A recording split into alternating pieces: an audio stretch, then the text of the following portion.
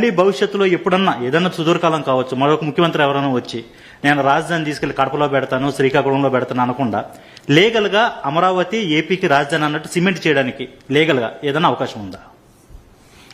రెండో point examine చేయాలి.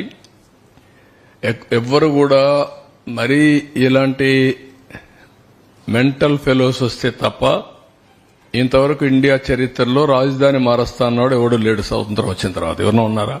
నాకు తెలియదు, మీరు చెప్పాలి. నేను కూడా 45 ఏళ్ళు రాజకీయాల్లో ఉన్నా, at the helm of affairs లో ఉన్నా. నేను ఎవరిని చూడలా. First time I'm seeing a different politician.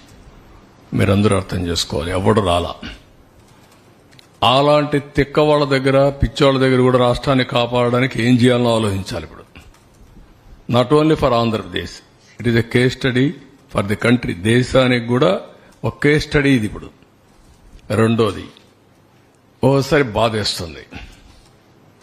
నా ఇంటెన్షన్స్ ఆర్ గుడ్. ఓసారి నా ఇంటెన్షన్స్ ప్రజలు అర్థం చేసుకునేట్టుగా నేను చెప్పలేకపోవడం కూడా నా తప్పు కావచ్చు. లేకపోతే వాళ్ళు కూడా ఓసారి ఎమోషనల్ గా డిస్టర్బ్ కావచ్చు. అల్టిమేట్ గా రిజల్ట్ ఇస్ సేమ్. నేను సఫర్ అయ్యా, రాష్ట్రం సఫర్ అయింది, అందరం సఫర్ అయ్యా.